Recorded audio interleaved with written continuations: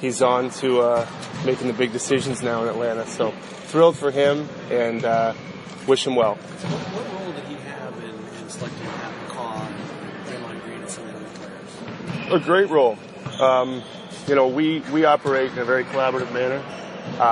He's been a big part of a lot of our decisions, all of our decisions, really. I'm always consulting him, and he's done a great job. Big part of our last however many years we've been doing okay. So he's good. Atlanta got a great guy in him.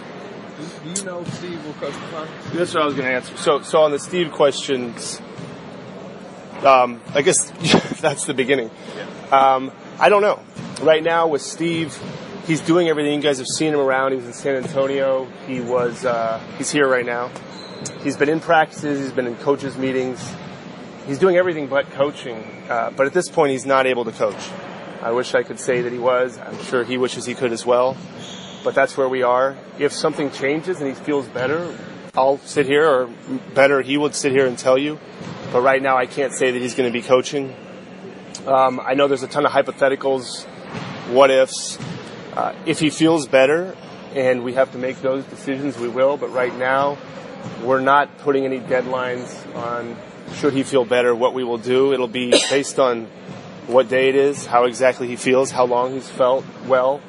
I should be saying this with more emotion because it's hard for me.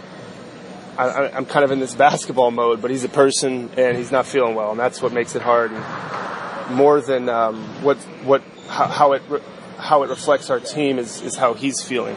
That makes it very difficult to have to sit here and say that the man that's hugely responsible for us being in the finals for 3 years in a row, in a moment that he should be treasuring, can't do it. It's painful, and I know it's painful for him more than anybody. And I wish, and he wishes, and I'm sure you guys do too, that there was something that could get him there. But right now, we're not at that point.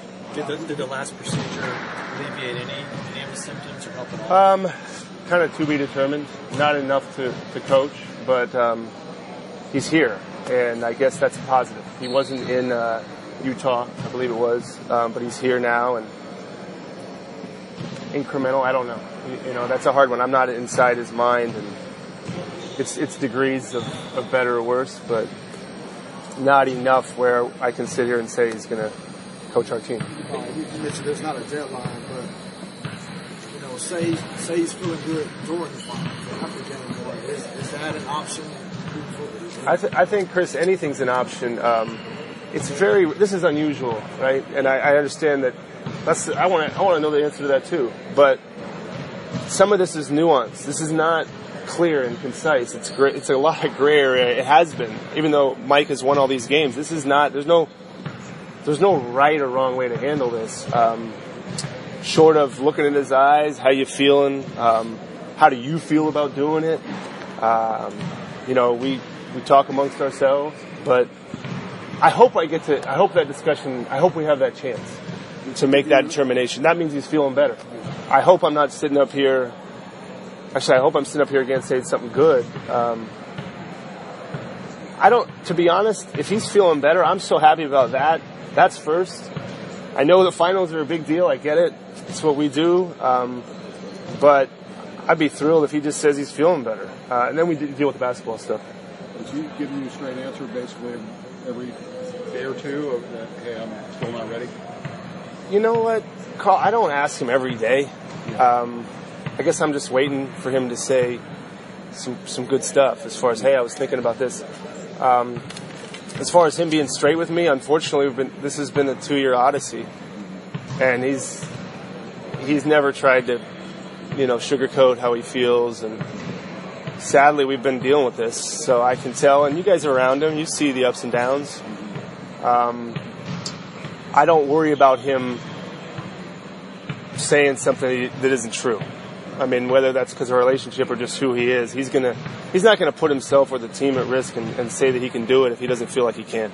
Well, there's some speculation that he actually might do the opposite, in that because Mike's done such a good job and here is the finals, that even if he felt up to it, he might not want to insert himself back in. Do you think that's a realistic scenario? Or? If that's how he feels, I mean, I haven't heard him say, we really haven't delved into the possibility of even if I feel well. Again, sounds maybe backwards to say, but I'd love to have that conversation with Steve. Should you coach? Well, I think I feel pretty good. Wow, okay, that's great.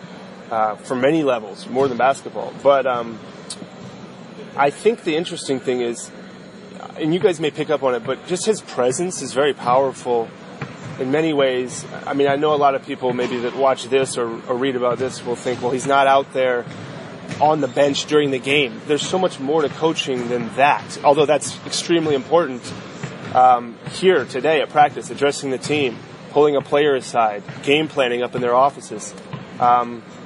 Steve's a unique guy. I mean, it's hard in life to find people that really can put off what he puts off as far as his authenticity, as far as his leadership, as far as how he can relate to players. And just having him in the building and around is very powerful. Coaching is too. Being out there is huge. But at this point, I can't answer whether, if he feels good, does he say, well, at this point, I don't want to do it anyway. We haven't really addressed that. Bob, what do you see on players' faces in terms of how they respond to his presence or things players say? Well, I mean, empathy is first, and then probably respect. As far as they want him to feel better. You get to know your coach. Some of these guys have, he's been their only coach. Some of them won a championship with him. Some of them have lost a championship with him. You develop relationships there. We contrary to popular, we get to know each other more than basketball. We're people, and they want him to feel better. I heard one of the guys asking him today, how are you? Not in regards to can you coach or not, but how are you doing?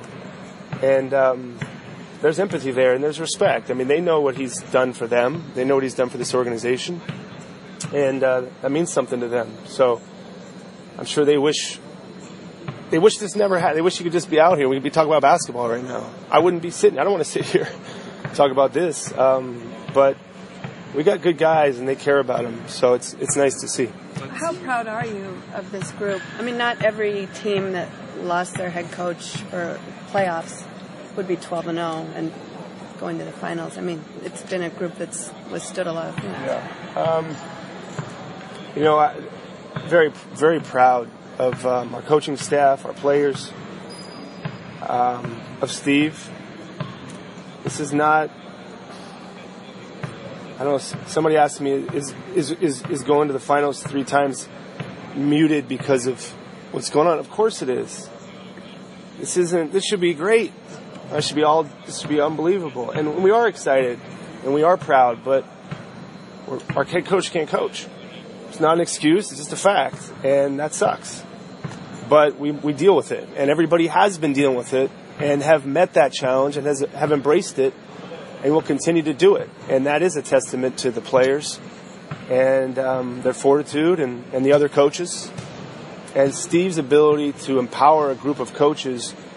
A lot of times the leader, they want the power. They don't want to delegate. They don't want to kind of encourage people to elevate themselves. Steve's the antithesis of that.